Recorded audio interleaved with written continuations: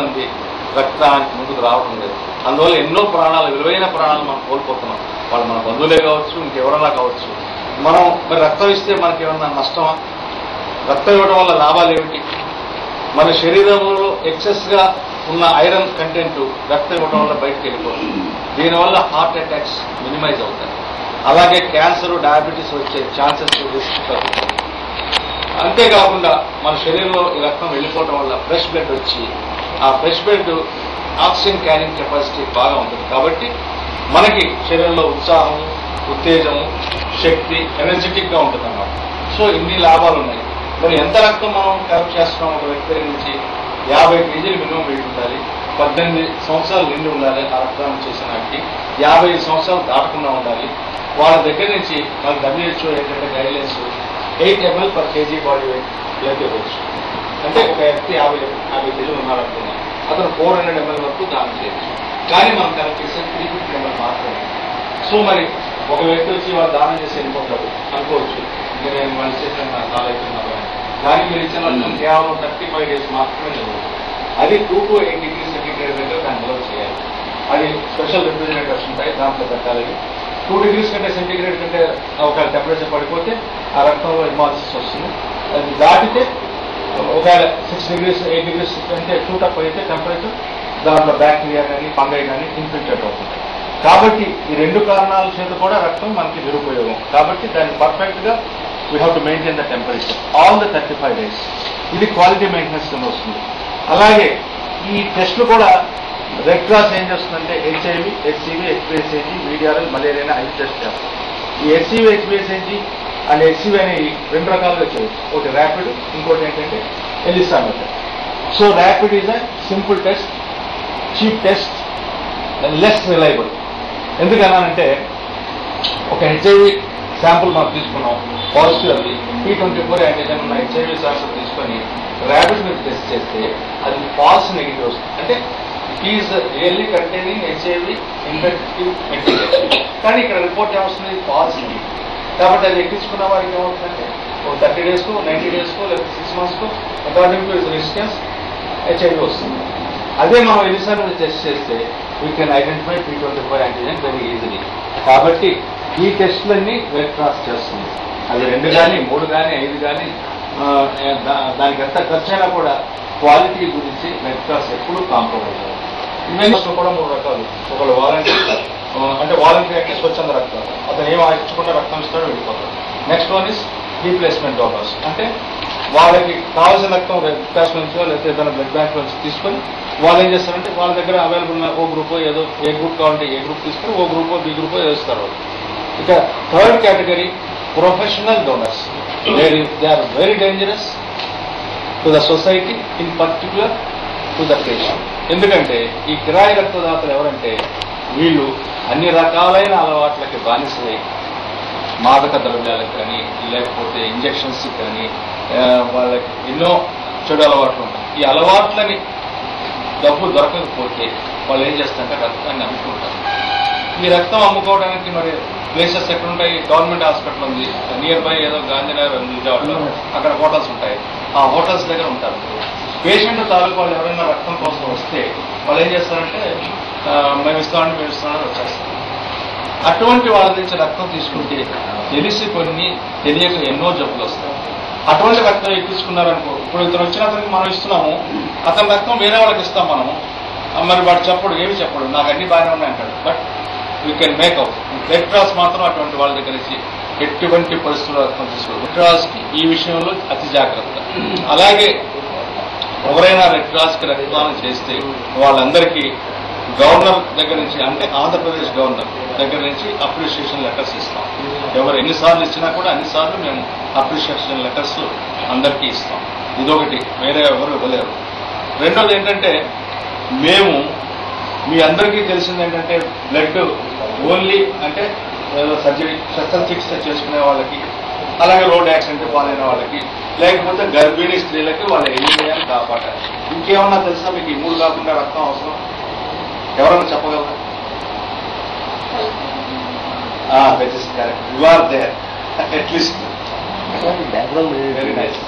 Thalassaemia అనే ఒక భయంకరమైన జన్యు లోపంతో పుట్టే పిల్లలకి రక్తము ప్రతి 3 వారాలకి ఎక్కిస్తాం.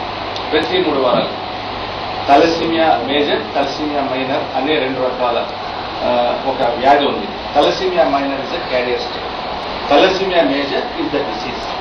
మన దేశంలో మన ఇండియా లోపల ఓవరాల్గా 10 కోట్ల మంది తలసీమియా మైనర్స్ ఉన్నారు.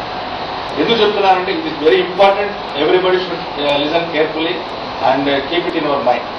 ఎందుకంటే ఇది చాలా మంది మీకు ఎవరికి నా ఉద్దేశంలో తెలిసి ఉండకపోవచ్చు. డీటెయిల్గా నేను స్టడీ చేశాను కాబట్టి మీకు అందరికీ చెప్తున్నాను. ఇది మీ వల్ల ఇంకో 10 మందికి తెలిసి వాళ్ళు కూడా బాగుపడతారనే ఉద్దేశంతో చెప్తున్నాను. ఏంటంటే మన దేశంలో 10 కోట్ల మంది తలసీమియా మైనర్స్ ఉన్నారు. ఏంటి తలసీమియా మైనర్ మీకు వచ్చిందనుకోండి, నో ప్రాబ్లం. తలసీమియా మైనర్ జబ్బు కాదు, ఇట్స్ ఎ క్యారియర్ స్టేట్.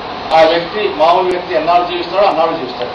కానీ 2 తలసీమియా మైనర్స్ పెళ్లి చేసుకుంటే పుట్టబోయే బిడ్డ మాత్రం, అంటే 4 బిడ్డలు పుట్టారనుకునే వాళ్ళకి ఒక బిడ్డకి అంటే 25% తలసీమియా మేజర్, 2 తలసీమియా మైనర్, ఒకళ్ళు తలసీమియా ఫ్రీ. ఈ తలసీమియా మేజరే మనకు ప్రాబ్లం. ఈ తలసీమియా మేజర్ ఏంటి? వాడికి రక్తం లోపల డిఫెక్టివ్ జీన్, అంటే బ్లడ్లో హిమోగ్లోబిన్లో ఒక డిఫెక్టివ్ జీన్ ఎంత అవుతుంది, తండ్రి నుంచి ఒకటి తల్లి నుంచి ఒకటి, 2 జీన్స్ వచ్చి అక్కడ అది హిమోగ్లోబిన్ ఫార్మేషన్ ఉండదు వాళ్ళకి. అంటే మన శరీరంలో మినిమంగా 12.5 ఉండాలి. వాళ్ళకి 4, 6 అలా పడిపోతున్నారు. వాళ్ళకి వెంటనే రక్తం ఎక్కించాలి. ఇది మనకి జబ్బు ఎప్పుడు బయటపడుతుంది? పిల్లవాడు పుట్టిన 2 సంవత్సరాల తర్వాత బయటపడుతుంది. అప్పటి నుంచి మొదలుపెట్టి వాడి జీవితకాలం అంతా 20 నుంచి 30 సంవత్సరాలు మాత్రమే. వీళ్ళందరికీ ప్రతి 3 వారాలకు ఒక్కసారి ఈ 30 సంవత్సరాలు రక్తం ఎక్కించాలి. రక్తం ఎక్కించకపోతే బతకడు. ఎక్కించినా బతికేది 30 సంవత్సరాలు మాత్రమే. మరి మనం ఏం చేయాలి? ఇట్లా ఈ తలసీమియా మేజర్ నుంచి మనం రక్షించుకోవాలంటే ఏం చేయాలి? ఎప్పుడైనా పెళ్లి చేసుకోవాలనుకుంటే ఒక చిన్న టెస్ట్, తలసీమియా గురించి టెస్ట్ చేయించుకోవాలి భార్యాభర్తలతో. అంటే would be right and right ఇద్దరు వాళ్ళు చిన్న టెస్ట్, అది వెరీ సింపుల్ టెస్ట్. అనుమానం వస్తే ఒక సొఫిస్టికేటెడ్ టెస్ట్.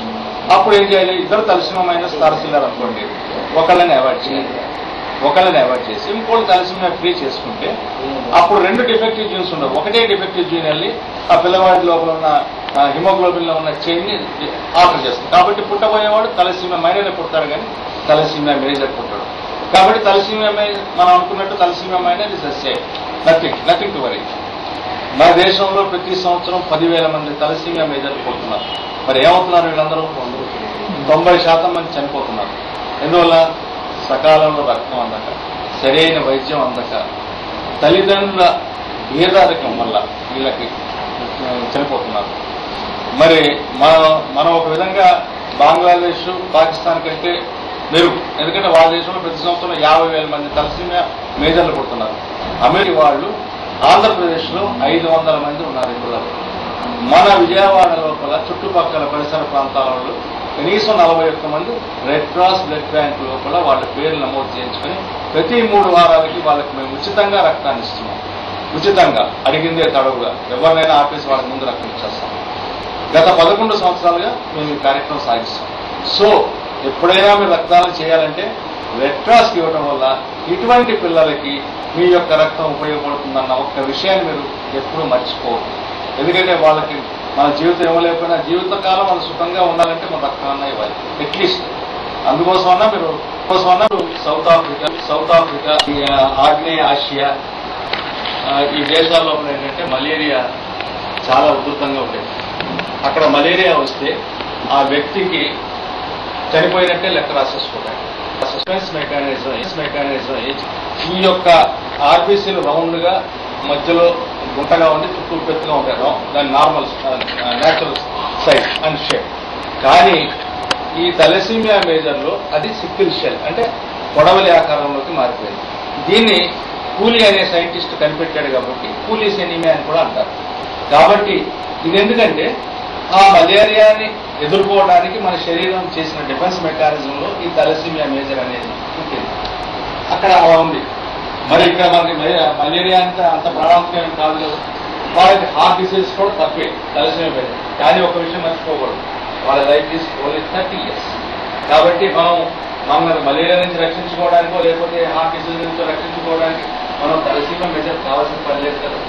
పురాణాలు చదువుకున్నాం కదా. పురాణాల్లో సంజీవి అనేది ఏంటి? సంజీవి అనేది ఔషధం, అదొక దివ్య ఔషధం, కర్పలు, అది ప్రాణాన్ని ఇస్తుంది. సో మనం అందరి దగ్గర సంజీవిని ఉంది. కానీ ఆ సంజీవిని బయటకు రావాలంటే మనలో సేవ అనే భావం కలగాలి. ఆ సంజీవిని ఏంటి? బ్లడ్.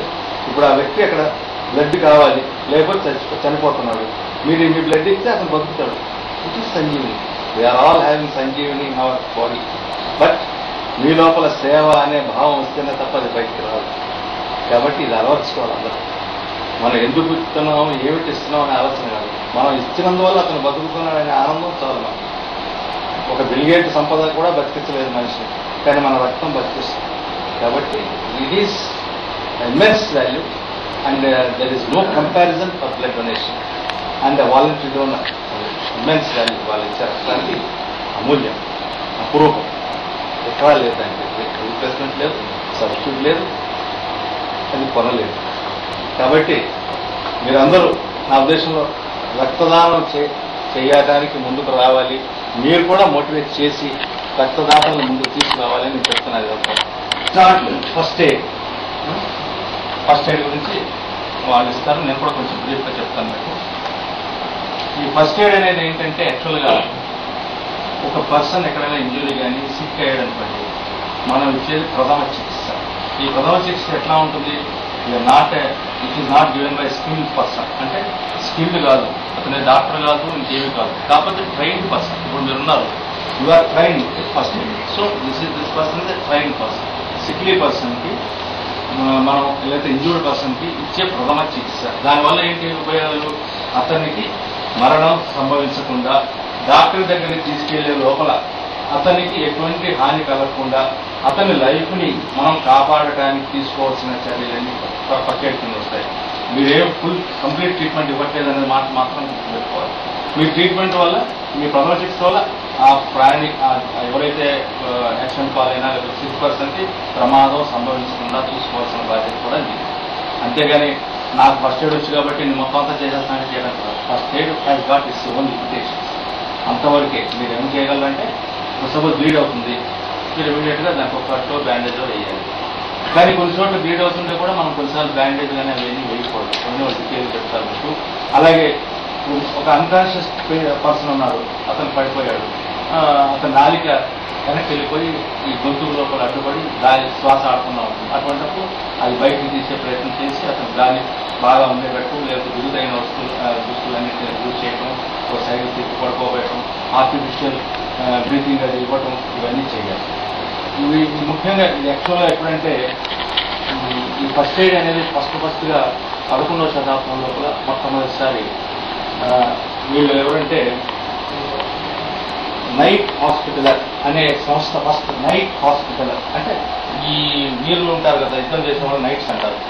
వీళ్ళు ఏం చేశారంటే ఒక గ్రూప్గా ఫార్మ్ అయిపోయి యుద్ధంలో గాయపడ్డ సైనికులకి, అలాగే పిలిగ్రిమ్స్ అంటే ఈ గుళ్ళకి వాటికి వస్తుంటారు కదా, కొండలు పాములు, అటువంటిప్పుడు ఇంజురీస్ ఏమైనా వాళ్ళకి ఫస్ట్ ఎయిడ్ ట్రీట్మెంట్ అందించారు. మరి 11వ శతాబ్దం నుంచి 1850 మధ్యలో మాత్రం ఎటువంటి ఆర్గనైజేషన్స్ లేవు, ఎవరు దీని గురించి శ్రద్ధ పట్టించలేదు. 1859లో జీన్ హెన్రీ డ్యునాంట్, ఇప్పుడు చెప్పారు మనం అనుకున్నాం, ఆ రెడ్ క్రాస్ స్థాపించిన ఆయన మళ్ళా అప్పుడు వచ్చి మొదలుపెట్టారు. అప్పటి నుంచి మళ్ళా ఇది పుంజుకొని తర్వాత అక్కడి నుంచి 4 సంవత్సరాల తర్వాత వాళ్ళు ఏం చేశారంటే జెనీవా కాన్ఫరెన్స్లో, జెనీవా మీటింగ్ లోపల ఒక ఒప్పందం చేసుకున్నారు. ఎవరైనా యుద్ధం చేయని, ఎవరన్నా వివరణ ఇవ్వటం ఇవన్నీ చేయడం మొదలుపెట్టారు. తర్వాత 1878లో మేజర్ పీటర్ షెపర్డ్ అనే ఆయన దీనికి కొంచెం రూపురేఖలు ఇచ్చాడు. దీని గురించి ఒక అతను డంకన్ అని, ఫ్రాన్సిస్ డంకన్ ఆయన కల్నల్ ఫ్రాన్సిస్ డంకన్ ఆయనతో కలిసి కొన్ని పుస్తకాలు రాయటం. అలాగే ఈ రెడ్ క్రాస్ అనేది ఒక కీవర్డ్, ఫస్ట్ ఎయిడ్ అనే ఇంగ్లీష్ వర్డ్ మొదట్లో వచ్చినప్పుడే ఫస్ట్ ఎయిడ్ అనే టర్మ్ వాళ్ళే ఇచ్చారు, ఆయన ఇచ్చాడు 1878. అది అప్పుడే నుంచి ఫస్ట్ ఎయిడ్ అనేది మొదలైంది. తర్వాత ఈ బ్రిటేనియన్ స్కూల్ అనేది ఉంది, దాంట్లో కూడా రూల్ ఇచ్చిన ఇక్కడ కూడా ఫస్ట్ ఎయిడ్ మీద లెక్చర్ ఇవ్వడం జరిగింది. ఈ మేజర్ పీటర్ షెపర్డ్ అని ఆయన అక్కడ ఫస్ట్ మీటింగ్ లోపల ఫస్ట్ లెక్చర్ ఇవ్వడం జరిగింది. సరే, ఎయిమ్స్ ఆఫ్ ఫస్ట్ ఎయిడ్ ఏంటంటే ప్రిజర్వ్ లైఫ్, ప్రమోట్ అంటే ఫర్దర్ డిక్లరేషన్ కాకుండా ఉండడానికి అంటే సేఫ్ రికవరీ ఇవి 3. అలాగే దీంట్లో కీవర్డ్స్ ఏంటంటే ఎయిర్వేస్, బ్రీతింగ్, సర్క్యులేషన్.